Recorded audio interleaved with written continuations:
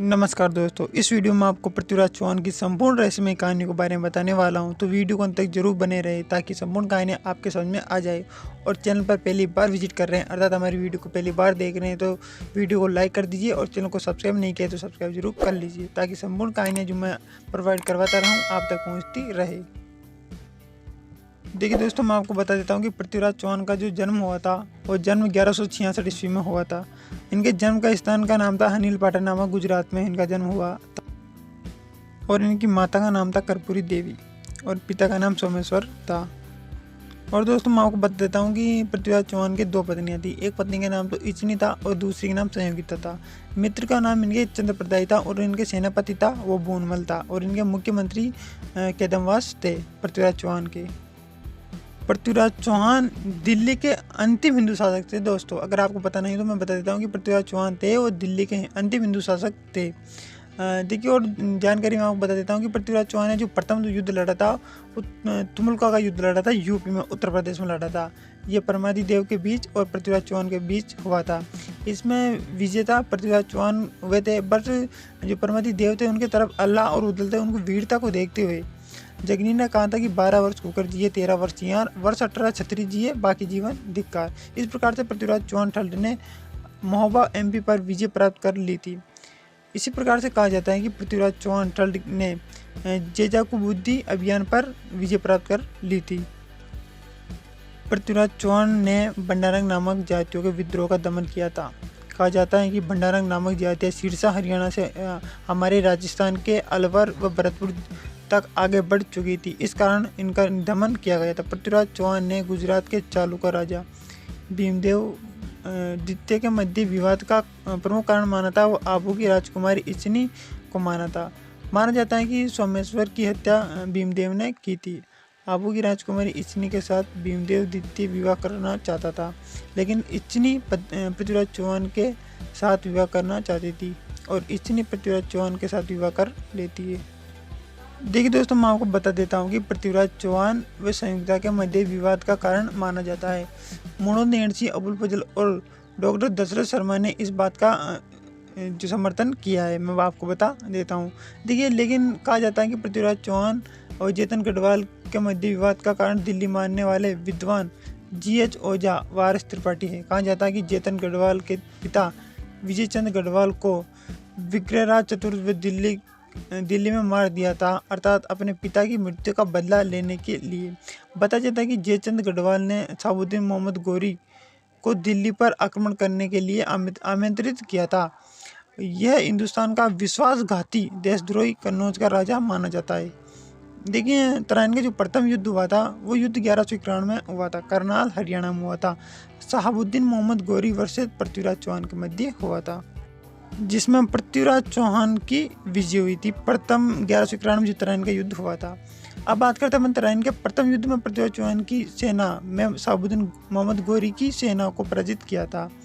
कहा जाता है कि पृथ्वीराज चौहान, देखिए दोस्तों, पृथ्वीराज चौहान ने मोहम्मद गौरी की सेना को 64 किलोमीटर तक दौड़ाया था, अर्थात उसका पीछे किया था। पुनः 13 महीने बाद पृथ्वीराज चौहान ने बठिंडा पर अधिकार कर लिया था। तराइन का जो दूसरा युद्ध हुआ था वो 1192 में हुआ था, करनाल हरियाणा में हुआ था। ये युद्ध शहाबुद्दीन मोहम्मद गौरी और पृथ्वीराज चौहान के मध्य हुआ था। बट इस युद्ध में जो सेकंड युद्ध हुआ था तराइन का, उसमें शहाबुद्दीन मोहम्मद गौरी की विजय हुई थी। तराइन के द्वितीय युद्ध में मोहम्मद गौरी 1,20,000 सैनिकों के साथ युद्ध मैदान में आया था। तराइन के दूसरे युद्ध का इतिहास में मील का पत्थर कहा जाता है। यहीं से भारत में तुर्की साम्राज्य की स्थापना मानी जाती है। तराइन के दूसरे युद्ध में पृथ्वीराज चौहान की रक्षा करते हुए इचनी ने अपने प्राणों का बलिदान दे दिया था। बताया जाता है कि जिस समय पृथ्वीराज चौहान सेना पर गौरी ने आक्रमण किया था उस समय पृथ्वीराज चौहान विश्राम कर रहा था। यह कहा जाता है उतबी के उल हकीकत में कहा जाता है। देखिए दोस्तों, मैं आपको और बता देता हूँ कि चंद्रप्रदाय के ग्रंथ पृथ्वीराज रहस्यों के अनुसार पृथ्वीराज चौहान को पकड़कर गजनी ले गया था और कहा जाता है कि गजनी अफगानिस्तान में पृथ्वीराज चौहान की मृत्यु हुई थी। बताया जाता है कि गजनी अफगानिस्तान में पृथ्वीराज चौहान की शब्द वैदिक बाण की परीक्षा ली गई थी। 4 बार 24 अंकुल अष्ट प्रमाण ताव पर सुल्तान है मच चुके चौहान, इस प्रकार से चंद्रप्रदाय ने कहा था। ऐसा चंद्रप्रदाय ने पृथ्वीराज चौहान से कहा था। कहा जाता है कि चंद्रप्रदाय ने पृथ्वीराज चौहान से आपस में चाकू घोंकर मृत्यु कर लेते हैं। विरुद्ध विधि विध्वंस ग्रंथ के अनुसार ये बताया जाता है। और फारसी स्रोतों के अनुसार पृथ्वीराज चौहान की मृत्यु सिरसा हरियाणा में हुई थी परिस्तों के अनुसार। अब देखिए दोस्तों, और जानकारी मैं आपको बता देता हूँ कि जी हसम निजामी के ग्रंथ ताज उल मासिर में अनुसार पृथ्वीराज चौहान की मृत्यु अजमेर में हुई थी, ऐसा माना जाता है। और दोस्तों देखिए, मैं आपको बता देता हूँ कि जो ये मैं कहानी बना रहा हूँ ये केवल शॉर्ट कहानी है। अगर संपूर्ण कहानी मैं आपको बता दूंगा, बट कुछ दिनों बाद आपको लाइव बताऊंगा, फेस टू फेस बोर्ड पे आपको पढ़ाऊंगा। बट आप सभी का मेरे लिए सहयोग जरूरी है। आप सभी मेरे को सहयोग दोगे तो मैं आपको हिस्ट्री इस प्रकार से पढ़ा दूंगा कि आप किसी ने भी नहीं पढ़ाई होगी। और हिस्ट्री से आपका एक भी क्वेश्चन बाहर चले जाए तो आप फिर मेरे से बोल देना कि सर ये क्वेश्चन है जो बाहर चला गया। केवल ये ट्रिक बता रहा हूँ, ये तो शॉर्ट 8 मिनट में आप जानते हो दोस्तों। 7-8 मिनट में पृथ्वीराज चौहान की संपूर्ण कहानी में आपको बता नहीं सकता। केवल जो शॉर्ट तरीके हैं वही आपको बता रहा हूँ। देखिए, कहा जाता है कि पृथ्वीराज चौहान के शासक काल के समय शहाबुद्दीन मोहम्मद गौरी के साथ संजरी पारस्तान के ख्वाजा मोहम्मद चिश्ती भारत आए थे। ख्वाजा मोहम्मद चिश्ती की गौरी को सुल्तान उल हिंद कहा था और इन्हें हिंद का आध्यात्मिक गुरु भी कहा जाता है। इन्हें या गरीब नवाज भी कहा जाता है। जो अजमेर में इनकी दरगाह है, आप सबको पता होगा। राजस्थान का सबसे बड़ा उर्स ख्वाजा मोहम्मद चिश्ती की दरगाह अजमेर में लगता है, जैसा कि आप सबको भी पता होगा, मैं आपको बता देता हूँ। तो हाय, मैं आशा करता हूँ जो मैंने वीडियो बनाई होगी, वार्ता जो बनाई है, आप सभी को समझ में आई होगी।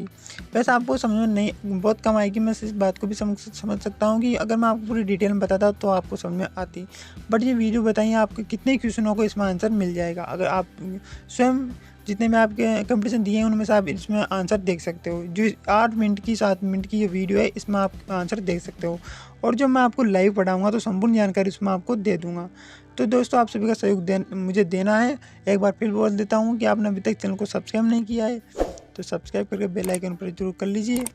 और आगे हमारी जो वीडियो आती रही उनको देखते रहना।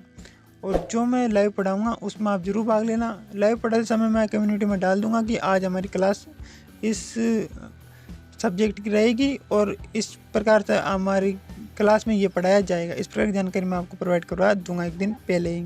तो आई होप, मैं आशा करता हूँ वीडियो को अगर आपने लाइक नहीं किया तो दोस्तों लाइक कर दीजिए, और शेयर नहीं किया तो अपने दोस्तों के साथ शेयर भी कर दीजिए। और वीडियो को लाइक करके चैनल को सब्सक्राइब भी जरूर कर लीजिए। धन्यवाद दोस्तों। अब मिलेंगे अगली वीडियो में जो संपूर्ण जानकारी के साथ होगी। तब तक के लिए मित्रों धन्यवाद। जय हिंद, जय भारत।